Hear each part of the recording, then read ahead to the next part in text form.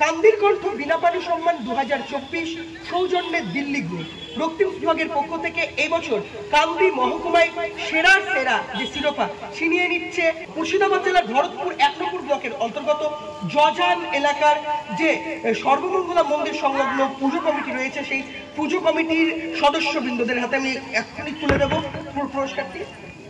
একটা জোরে হাততালি হোক। ধন্যবাদ কান্দি কণ্ঠকে। ওনাদের বিবেচনার বিষয়ে আমরা আসতে পেরেছি, দর্শকদের নজরে আমরা আসতে পেরেছি। আমরা আশা করছি এইরকমভাবে প্রত্যেক বছর আরও অন্যরকম স্থাপনা আমরা করব।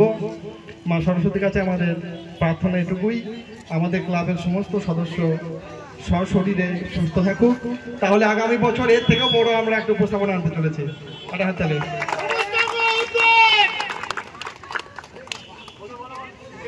সবুজ সঙ্গে হিপ হিপ, সবুজ সঙ্গে হিপ হিপ, সবুজ সঙ্গে হিপ হিপ।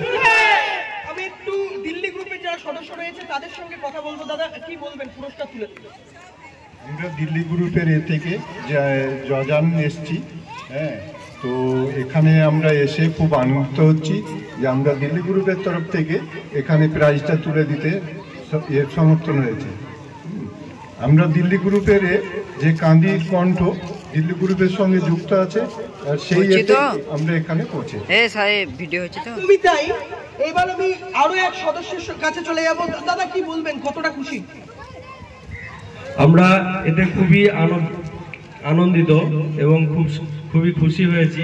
আমরা সবুজ সংঘ এই যে মন্দিরটি আজ তুলে ধরেছি, হ্যাঁ, এর জন্য দিল্লি থেকে ওনারা এসছে, ওনারা আমাদেরকে এই যে প্রাইজ দিচ্ছে, এতে আমরা খুবই আনন্দিত। একদমই তাই।